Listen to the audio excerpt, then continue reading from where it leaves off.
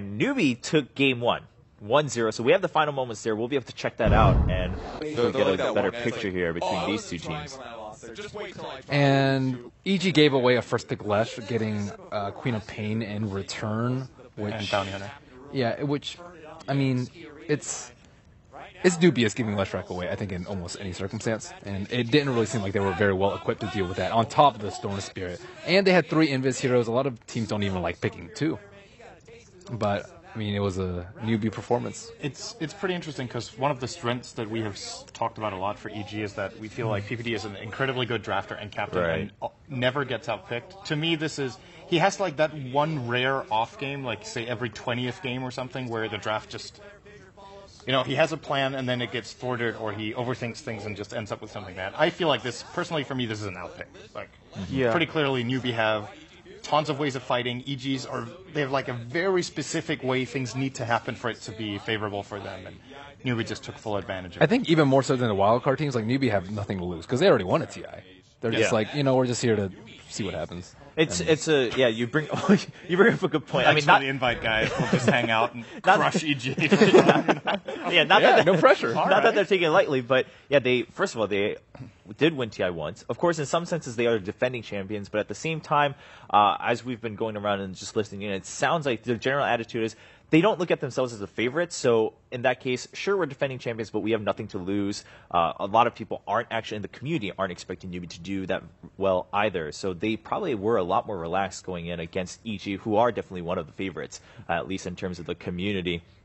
So EG playing against the defending champions of TI. Of course, EG has had a great performance earlier in the year at DAC. They won first place there, and that was when Sumail really shined, right? Sumail coming up as kind of that prodigy, one of the youngest players now coming back as a superstar in EG. And we have a closer look at Sumail and his story leading up to TI5.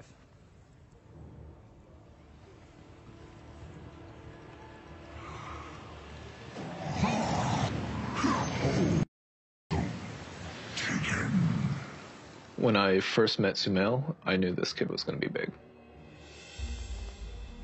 Sumail and me started playing Dota when I was 15 and he was 8. He had this passion. For Sumail, all that mattered was being the best. His desire to compete at the highest level, his will to be a professional, that was the most prominent thing that I got from him. So when a spot opened up on Able Geniuses, Sumail was the first person that we thought of. At first, Sumail's parents were very skeptical about esports, but even though it was a very scary decision, his parents really believed in him.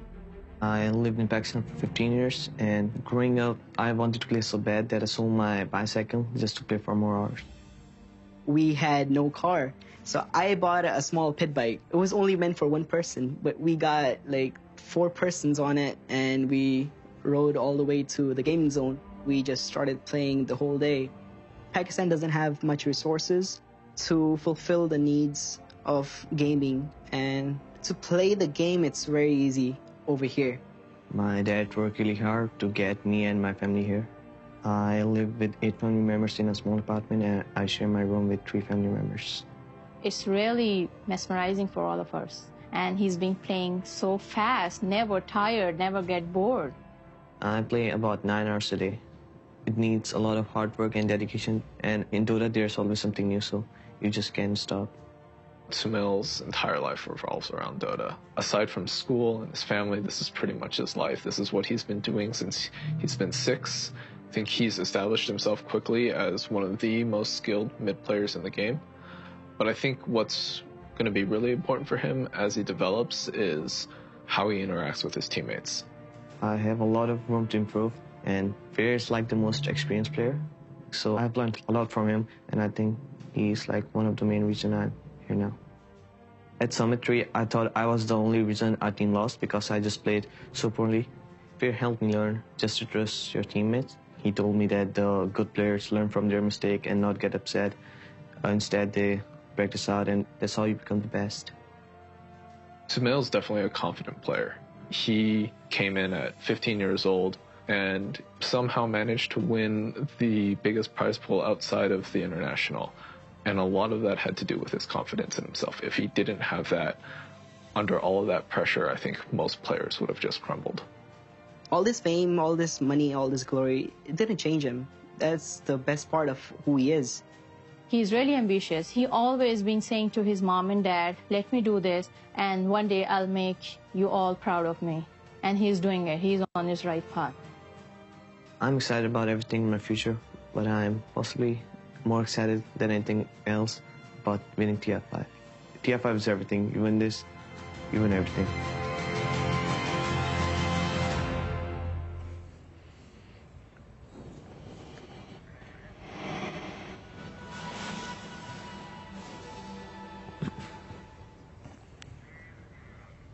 So yeah, TI5 is everything. You win this, you win everything. Pretty accurate description, of course. I mean, sure, there are a lot of other tournaments that are important that people remember, but at the end of the day, everyone always talks about who's going to go to TI, who's going to win TI, who's defending TI as a champion.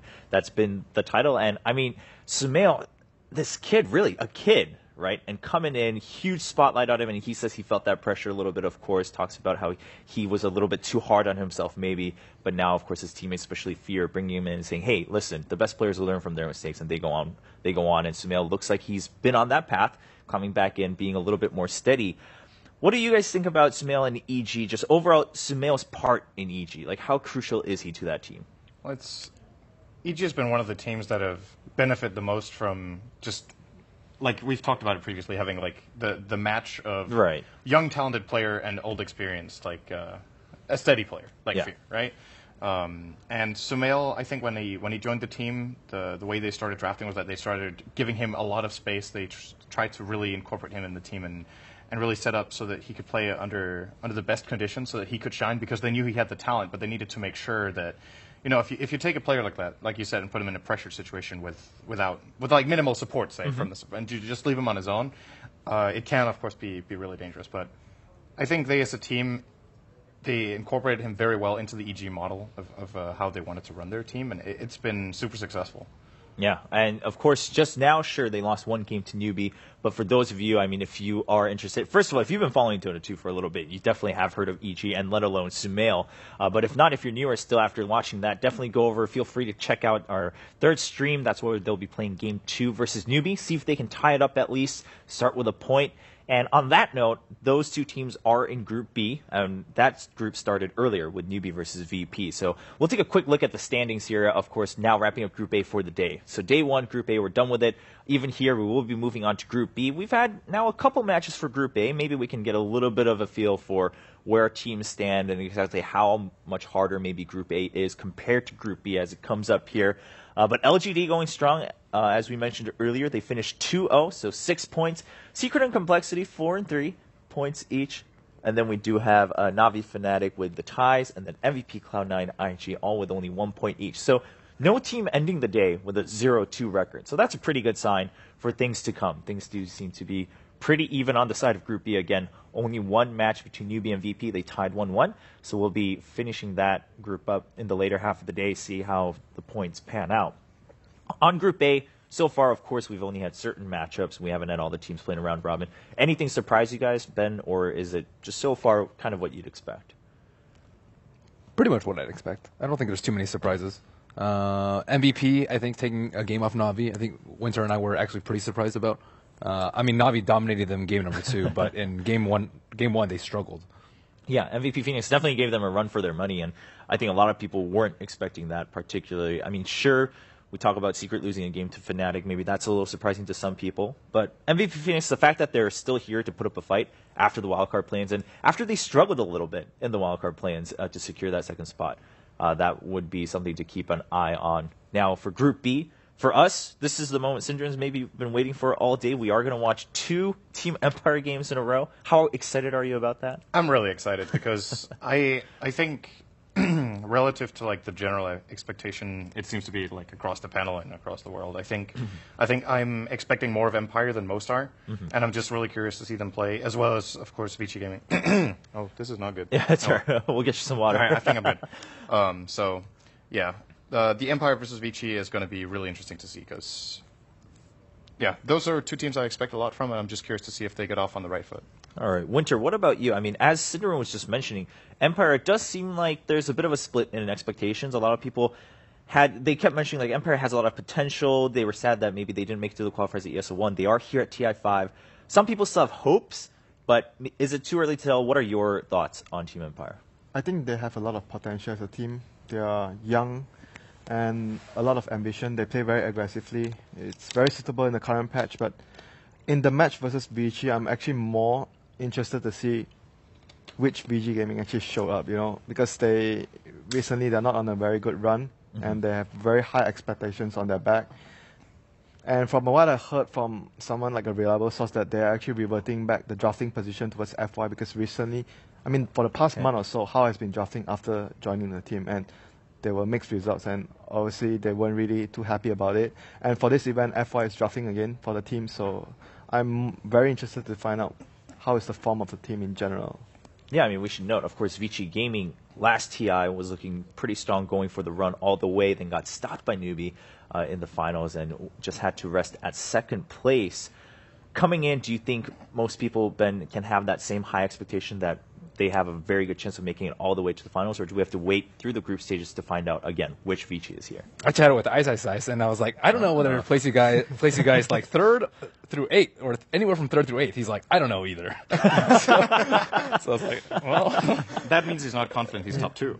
That's usually a no, bad there sign, you go. because he usually says something like, we are probably top 2 or 4. We're probably he's usually very confident. Right. So a little bit of a maybe different attitude coming in, but at the same time, this TI5, a lot of people, I think, we're already noticing a lot of expectations perhaps not being that accurate. Teams are still figuring things out. Of course, the patch playing a big role in that. People are still talking about how different is this patch, starting from 6.83, coming into 6.84. And as we look at the lineup here for Vici Gaming, so these two teams playing their first game, I believe, of TI5 coming in here on day 1. Empire versus Vici. Do you guys have any strong predictions about this?